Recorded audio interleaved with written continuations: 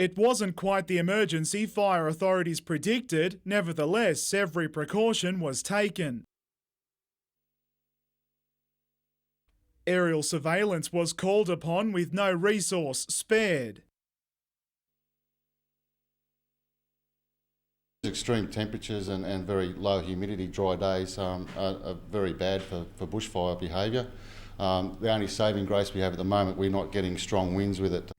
In light of yesterday's outbreaks at Pellore Main and Stanford Merthyr, authorities were taking no chances today, remaining on high alert, especially given Mother Nature is not entirely to blame. It appears that we've got someone or some people that have been deliberately lighting fires. Yesterday we had at least 7 different ignition points during the day. Cessnock Rural Fire Service crews remain on standby tonight, praying for cooler weather to ease what's been a nervous 48 hours. Adam McIlrick, NBN News.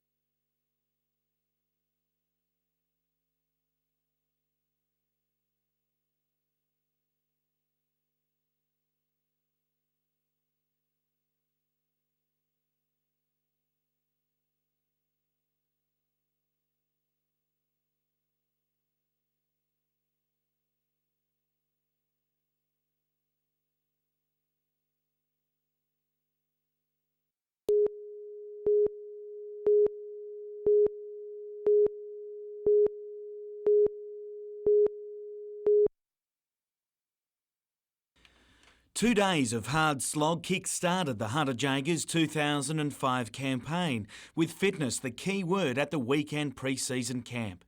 New recruit Jane Altschwager's schedule busier than most. She'll join the Australian training camp next week ahead of tests against England and South Africa.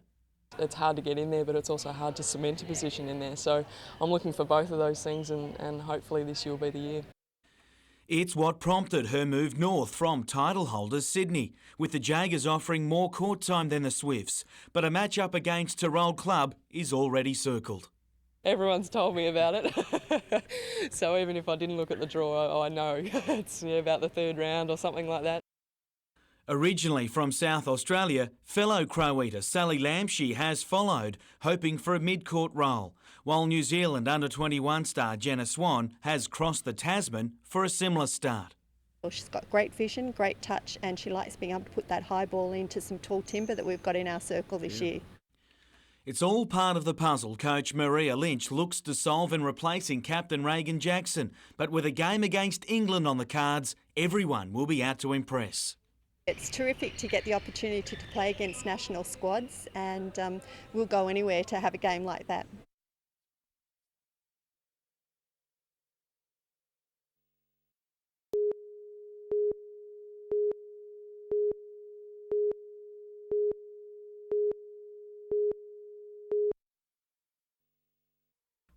While the average house price in the Hunter increased 14% last year to $300,000, the number of sales for the months of July, August and September dropped almost 30%.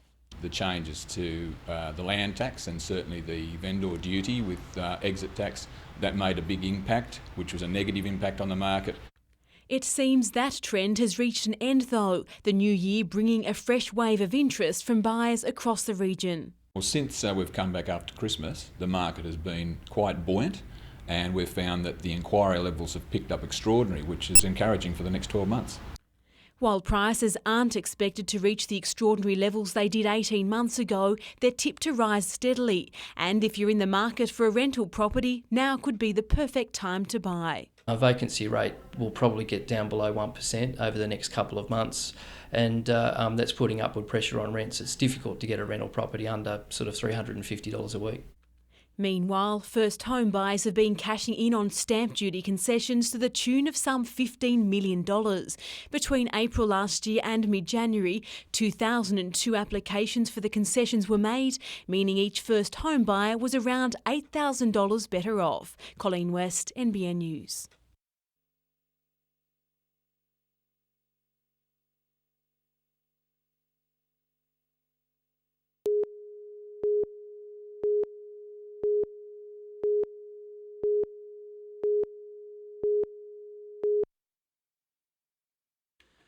Central Coast crews have dominated the series and few things changed at Umina Beach for the final round.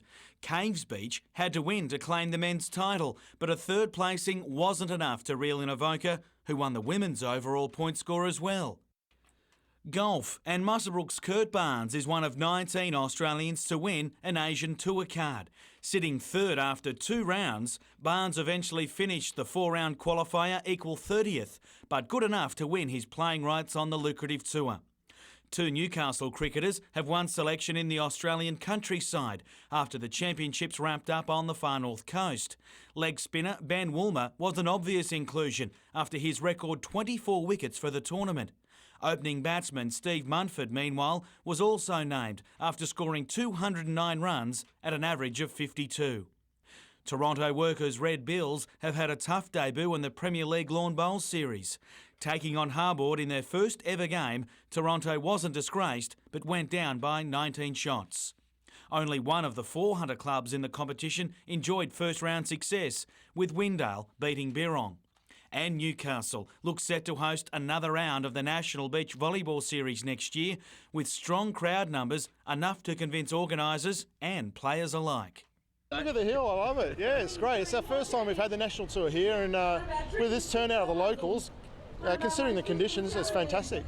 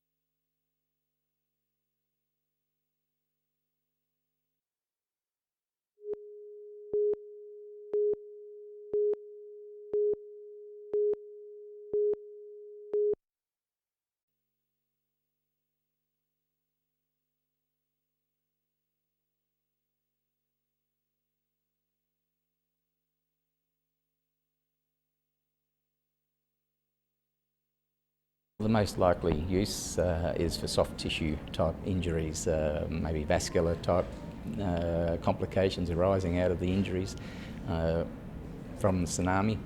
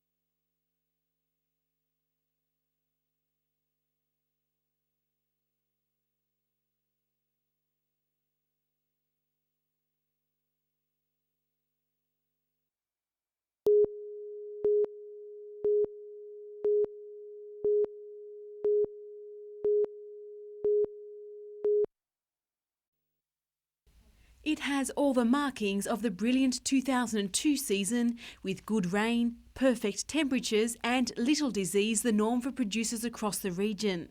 Harvesting is expected to get underway tomorrow, with the bulk of grapes coming off towards the end of the month and in early February. While rain can be the cause of much stress during harvest, it seems Mother Nature has released it in the right place and at the perfect time this week. We had a hot week last week, and I think the vines needed that little drink to recover. 30,000 tonnes of grapes are expected to be harvested this season, and while producers say that figure is only average, quality is anything but. Semillon's always strong in the Hunter. Shiraz this year, if we get the right conditions during February, nice mild to hot weather, will be sensational. With the busy season comes the increased need for pickers who aren't afraid of hard work and heat. Fit and energetic and willing for a good day's work, because we start at the crack of dawn or 6 o'clock, 6 a.m, and normally work for 6, maybe 7 hours. If you're interested, you should contact Centrelink or individual vineyards. Colleen West, NBN News.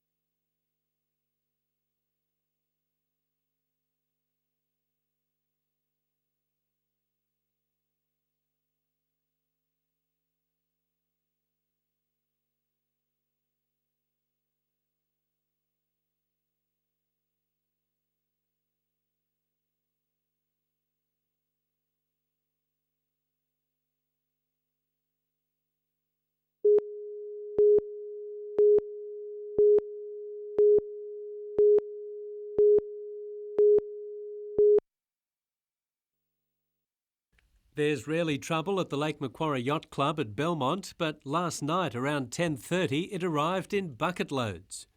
2 masked people came into the club and held up our employee, tied him up and stole money from the day's takings and from the safes.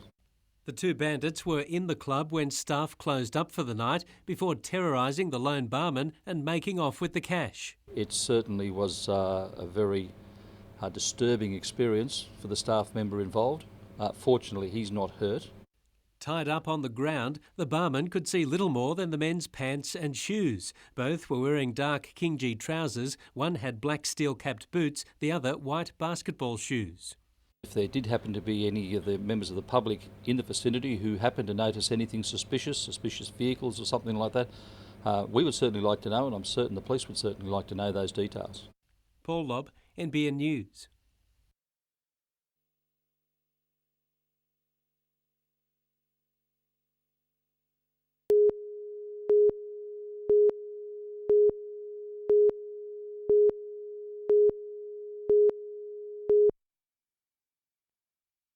There's one thing the women golfers have that the men don't, and that's fluffy toys. Some of the best decorated clubs in Australia and New Zealand have arrived for this week's tournament, a challenging 72 holes over 4 days. Back to defend her title is 16-year-old Sydney player Sarah O, who is also the current New South Wales junior champion. I've been working on my gym sessions to build up my muscles and to get it further, like all the other top girls do. O will find plenty of competition from across the Tasman with the New Zealand amateur champion Sarah Nicholson, who plans to do her own thing. Yeah, I'll see what happens. If I can put some good rounds together, I might come up on top, but I'm not really focusing on winning at all, really, just going out there and focusing on my game. The Belmont Club has received 127 entries for the nationally ranked tournament that is seen as a valuable step on the golfing ladder. Well, we have all the state champions, the elite from every Australian state, plus the Tasman Cup team from New Zealand, so it's a very strong field, the strongest amateur field you could get. There is free entry to the public this week, with the top players teeing off from 8 o'clock tomorrow morning.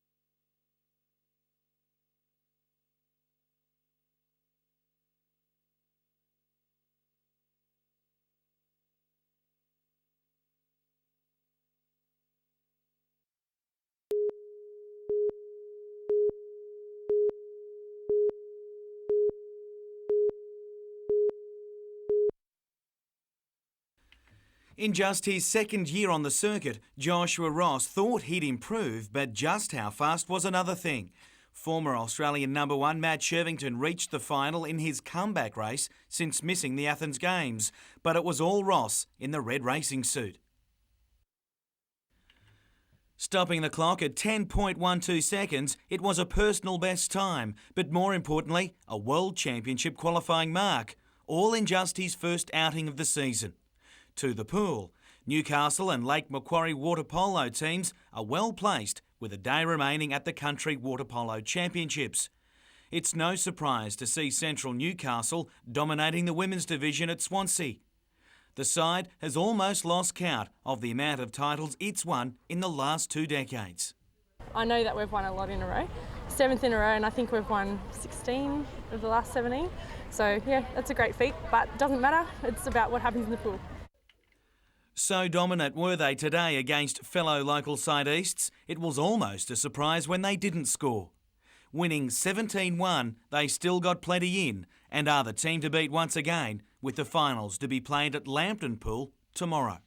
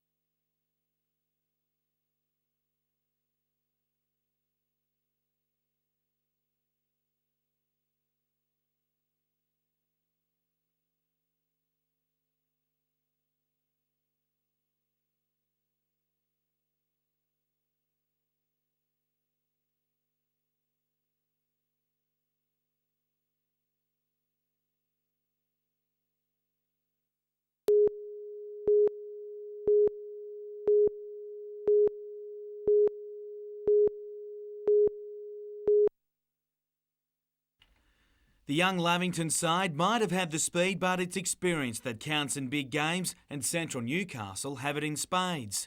A dominant force for so long, things didn't change in this decider, with Ellie Goodwin and Francis Searle leading the scoring, both landing a double. Central chalking up its 16th country title with an impressive 8-3 win. It was much closer in the men's decider, Andrew Brown giving Lake Macquarie the perfect start, while State Under-20s rep Daniel Robinson was the one leading the way for Woy Woy.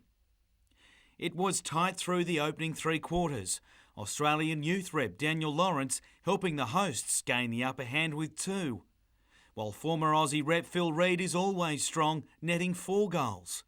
Woy Woy had their chances, while Robinson did it all himself in a powerful display, but Lake Macquarie got home, defending their title by 3 goals.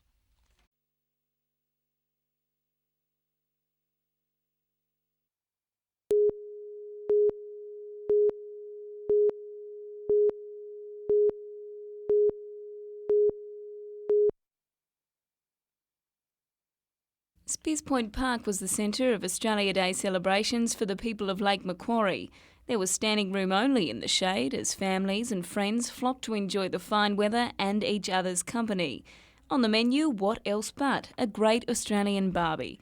And there were a few imposters in the mix. They packed as much Aussie paraphernalia into the park as they could. They wore it on their faces, they wore it on their heads, and there were flags as far as the eye could see. The kiddies entertained, and a cool breeze kept everybody comfortable, even if it made it hard going for an enthusiastic lot on the lake. Now, only in Australia is it completely acceptable to bring a sheep on a leash to a picnic on the edge of the water. And what do you do after a great meal, in great company, in great weather? You fall asleep in the park, of course. It's the Australian way.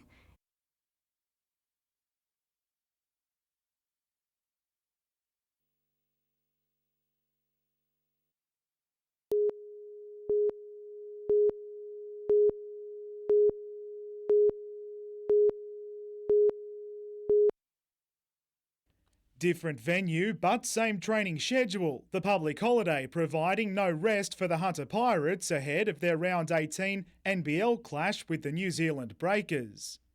The fact we have a game on Friday night means we have to train today. If it had been Saturday, we would have had today off. But they're in very, very good form, and we had a day off yesterday, so they're fresh. The same can't be said for Josh Morgan, the 22-year-old injuring his knee at a pre-game warm-up, but an MRI scan revealed the damage wasn't so severe. It cleared it of any extensive damage, so that was good news, but it just confirmed the tear of the posterior ligament. Morgan's among a trio of walking wounded, which includes co-captain Brendan Mann and young hope Mitch Selwood. Coach Adrian Hurley confident all three will be back on deck before the final few rounds. We hope to get Mitch Selwood back next week, Josh Morgan maybe in 2 weeks, and maybe Brendan Mann in 3 weeks. With a few maybes thrown into the mix, there's nothing more certain of the Kiwis' determination this Friday, out to avenge a loss handed to them by the Pirates across the Tasman last week. Just 8 games remain, 4 of those on the road. We basically must win 5 of those 8 to be sure of a playoff position, but right now that's too far in the future for us.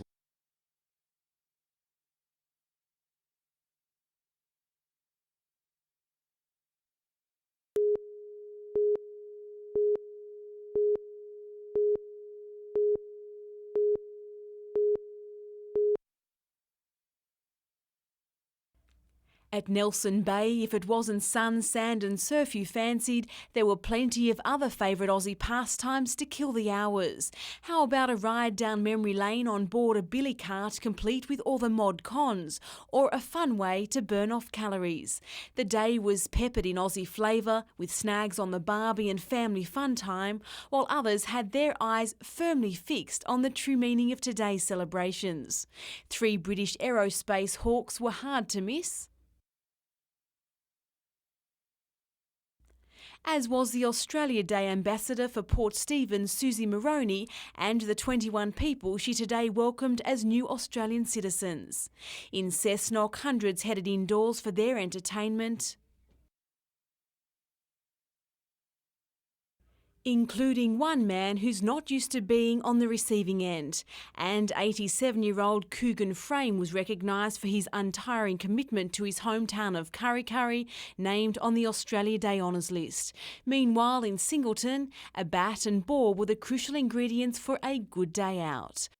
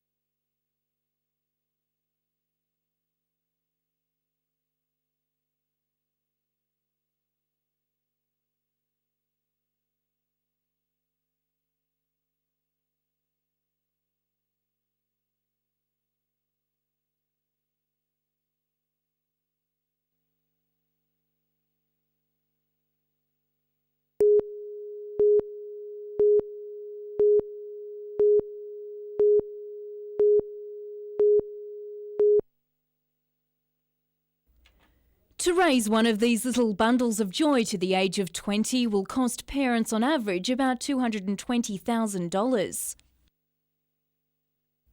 According to leading researchers, that's one of the major reasons why hunter people are having fewer kids. We sort of want to try and give our children the best of everything, and for economic reasons, they're the reasons that we've decided just to have the two. The Hunter Valley Research Foundation says the trend for younger people to move to Sydney for work is also a contributing factor. This also reflects a tendency for younger people in childbearing years to move out of the hunter, where perhaps they perceive there are fewer jobs or fewer jobs of the type that they want, and into metropolitan areas to pursue careers. And that's being reflected in the statistics. Sydney's birth rate is on the rise. There's also the fact that many women are pursuing their careers and waiting longer to have children, decreasing the chance of falling pregnant. We have some concerns about ageing males and whether they have a reduced fertility, so waiting may not be the best thing. We all know there's issues with females waiting, and we think there's issues with males waiting as well.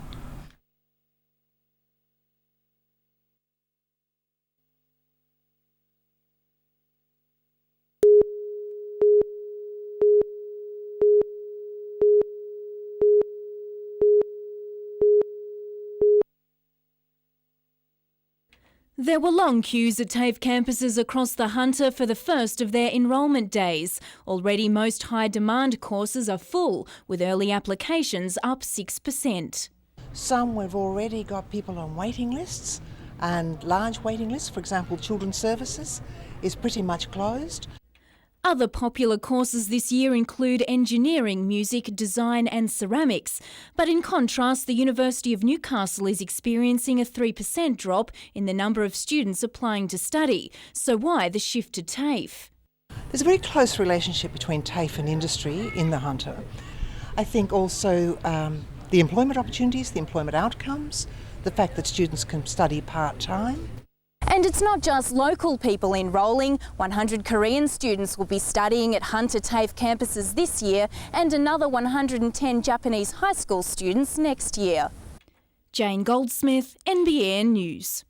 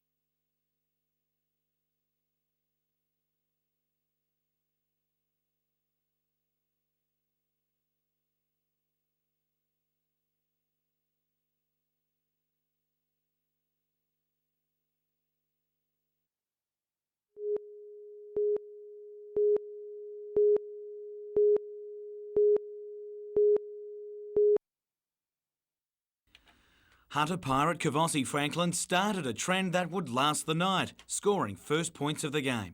Quickly in stride, he gave the Breakers barely more than a second look. Although slower out of the blocks, New Zealand found rhythm through Mike Chappell, but the Pirates were setting the pace to catch. The find of the season, it's not hard for Brian Weathers to overshadow a solid team performance.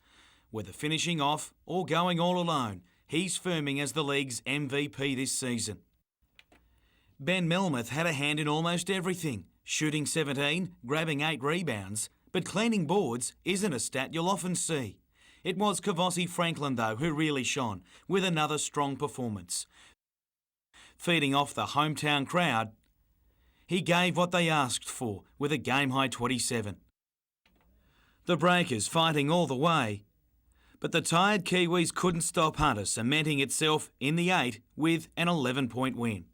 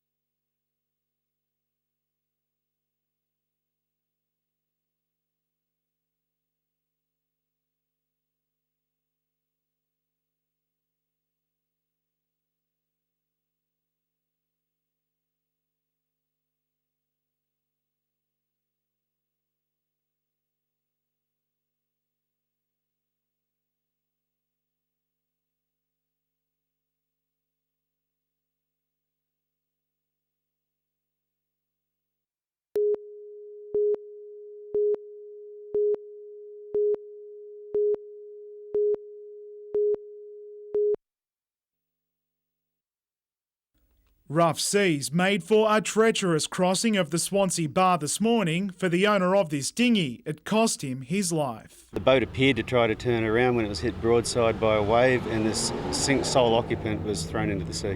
It's believed the man had made this trip before, yet on this occasion, police claim the appropriate precautions weren't taken. At this stage, I can only say that it appeared he wasn't wearing a life jacket. The current had dragged the man and his dinghy 1 kilometre offshore, where both were located by Westpac Rescue. Well, when there's a lot of groundswell, it builds the waves up on the bar, breaking waves, and therefore the bar becomes extremely dangerous. And that can be easily seen by anybody approaching the bar.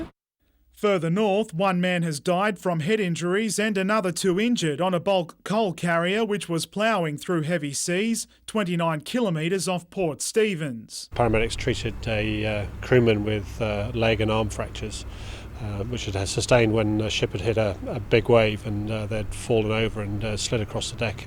A 34-year-old man from a South Pacific island was taken to the John Hunter Hospital, capping off what's been a horror 24 hours on the water. Adam McKilrick, NBN News.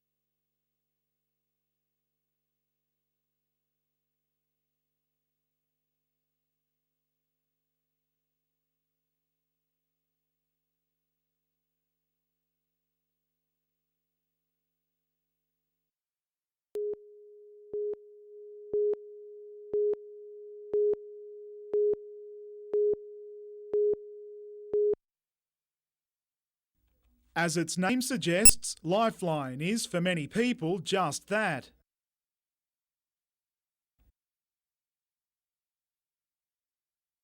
Calls to the service are on the rise, ranging from people with mental health issues to those experiencing financial difficulty. We at Newcastle answer over 15,000 calls a year to people in all sorts of need. And we're finding it hard to support that service financially as well as we want to. The Carr government provides $300,000 per year to fund the state's 15 Lifeline call centres. Not enough, says local telephone counsellors who cost the service $500 each to train. We need to recruit an extra 80 counsellors per year to replenish our supply because we have to service this 24 hours, 7 days a week.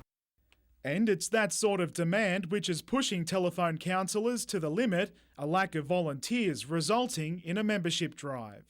They work 1 shift a fortnight for 4.5 hours, and over a 12-month period we ask them to do an overnight shift because we are a 24-hour service. Adam McKilrick, NBN News.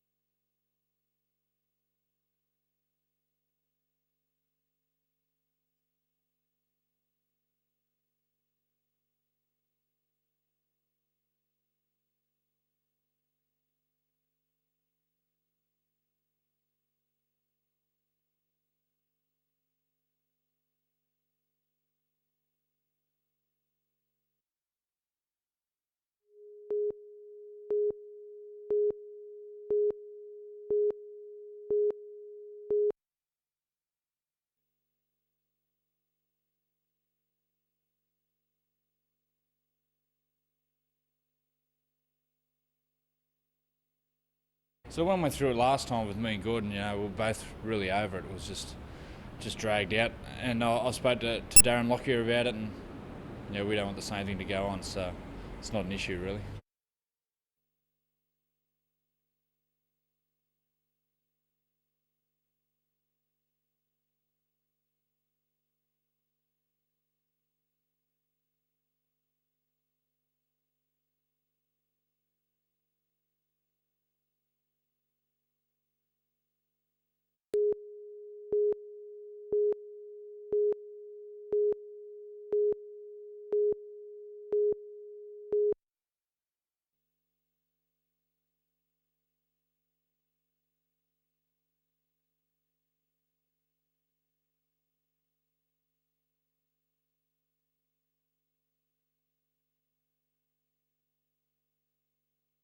I was pretty happy to win it, being a reserve at the start. I only just got into the whole competition, so I was pretty happy to win it.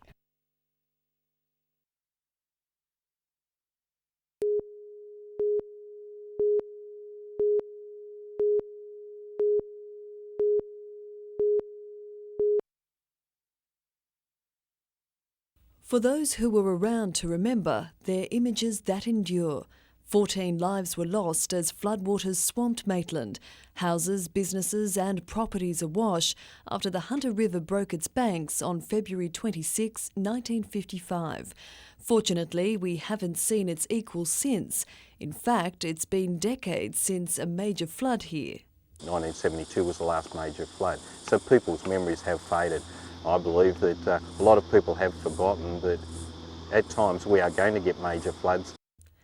As the 50th anniversary of the 55 disaster approaches, the SES is preparing to make the community flood safe, launching a series of brochures on what to do if flooding occurs.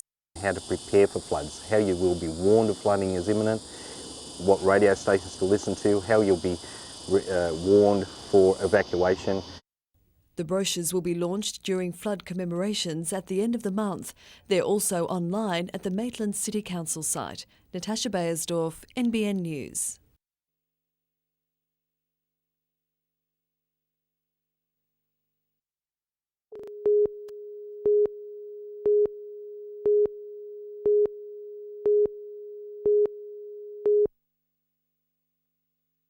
Any advantage the Pirates had was in the opening minutes, game one of a tough 4-day on-the-road campaign. West Sydney giant Simon Dwight even better, this one of 7 blocks to keep the Pirates in the chase. The visitors appeared to run out of options early, their attack all but broken, prompting these words by Adrian Hurley at quarter time. Words which rang true with Russell Hinder, making life difficult for the hosts and going on to fire the Pirates' first 3-pointer. The Razorbacks replied through Sam McKinnon and Steve Markovich, who shot a game-high 24. The visitors did show glimpses of promise, but the Pirates were simply bamboozled by the Razorbacks' long-range accuracy and in-your-face basketball. Franklin, though, soon found his 3 points, as did Weathers. But the game was out of reach for Hunter as the Razorbacks broke into triple figures.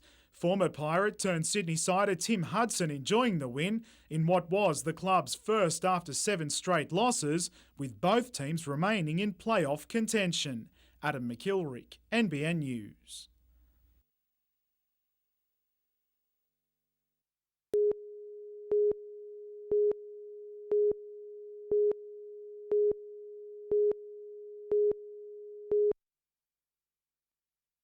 Ambitious is one way to describe super heavyweight boxer Bobby Tuimawalunga. After just 4 months of preparation, the towering fitness instructor will fight for a state title at Toronto on Saturday night, his 3rd amateur bout and chasing his 2nd win. I feel like I'm ready, I'm mentally ready. All the fitness work has come together. The 28-year-old started boxing as a form of training. From there it became a passion, and one which his coach identified from day one. Bobby's a natural sportsman. He's also got great quality sparring in Bob Mirovic, the Australian heavyweight champion, Pat Kennedy. He's also mixed with Anthony Mundine when the man was in town to promote that fight. Bobby's one of just a handful of people to benefit from the training session in what he says will be long remembered. Awesome experience, especially in the footwork department. Hand speed was like magic.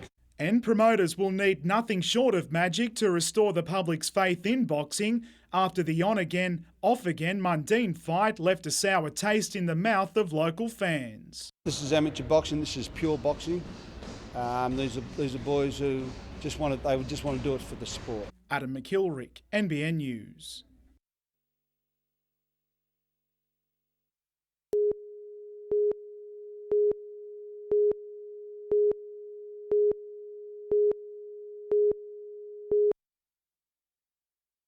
Family and friends of Sharon and Daniel Marr have lost count of the number of times they've attended court for the trial of Gary Hugo, but they believe it's almost 20. That's almost 20 times they've had to sit and listen to details of how their beloved sister, daughter, nephew and grandson were killed. On March 6, 2003, the car Sharon, her son Daniel and daughter Melinda were travelling in was hit head-on by Gary Hugo's vehicle after he attempted to overtake two cars on the crest of a hill with unbroken centre lines. Sharon died instantly. Daniel's life support was turned off the next day. Melinda has been left with brain injuries. Hugo from Dungog pleaded guilty to 3 charges in relation to the accident last year. Today he was finally sentenced. Hugo will spend a minimum of 2 years and a maximum of 4 years in jail. His wife and 3 of his daughters wept in court as the sentence was read out. Their despair continued outside the court, but for Marr family and friends, there was nervous relief. And they're missed every single day, and they will be for a long time to come yet.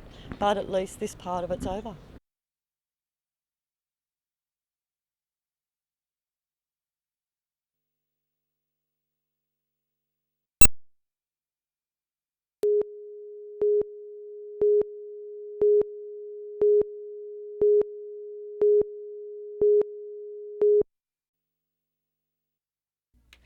It's a new parking scheme for inner city Newcastle which will hit the hip pocket.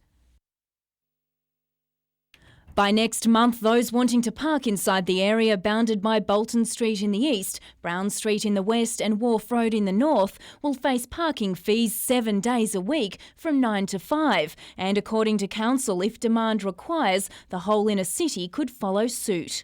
It's an integrated decision to improve public transport, to improve the turnover of spaces and to assist with the demand that we know is going to come from the markets. 40 new parking ticket dispensers will join another 30 recently installed, and these 4-hour parking signs will be a thing of the past. A 2-hour limit with an hourly fee of $1.40 will be introduced in most areas of the CBD. And that will force people to return to their car and move it every 2 hours or leave the inner city altogether, otherwise be slugged with a $70 fine. People should be able to come in, go shopping, go to a movie, go to eat, go for a walk around the foreshore. I mean, that's why the services are in the city. If you've got to rush back for a 2-hour parking meter and risk a $70 fine, it's inevitable it'll turn people off. According to Councillor Aaron Buman, it's another slap in the face for the CBD, discouraging the public from entering the stagnant inner city. Jane Goldsmith, NBN News.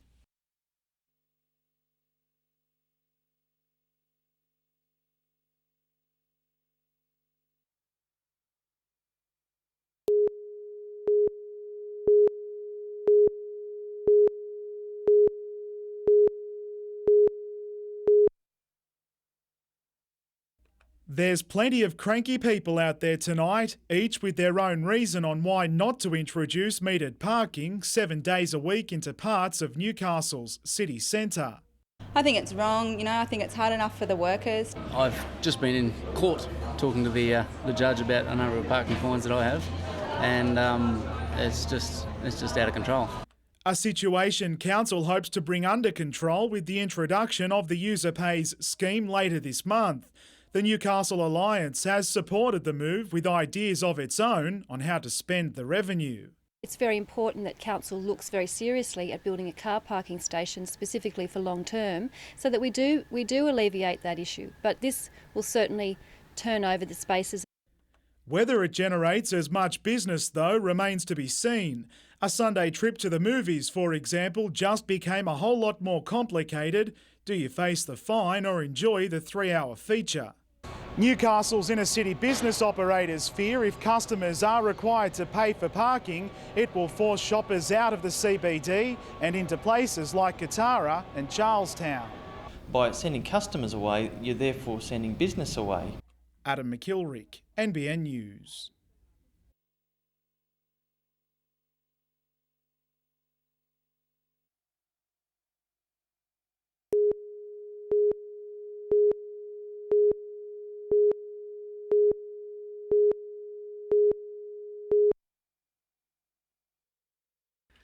Reaching the nation's capital today, it's tomorrow that Joshua Ross wants to be full of running. The leading names of Australian sprinting will all line up for what is one of the most anticipated races since Olympic qualifying last year. I enjoy the competition. It's always good to have each other there, and I've never raced all together as Shervo, Johnson and me before, so it's going to be interesting. Fresh from clocking a World Games qualifying time in Perth, Ross is looking forward to racing Johnson for the first time since beating him for the Athens Games spot last year. Newcastle's 3 Australian women's soccer stars are back home but still smiling after their historic tour of China. Under new coach Tom Demanis, the new-look Matildas beat world champions Germany and almost won the Four Nation tournament in a series that's sure to improve their world standing. But I think the biggest thing that we're going to get out of this tournament is the fact that we can go overseas, we can play against teams that are ranked above us and come out with results. We've started, this new phase very well, and we just want to build that momentum. Young striker Katie Gill is sure to play a big role now. The National League's leading scorer scored twice on tour to cap off a memorable season. And all I needed was a little bit of confidence, and Tommy gave me that, which was great. And yeah, I just went out and did my best, and now I've got standards that I have to stick to.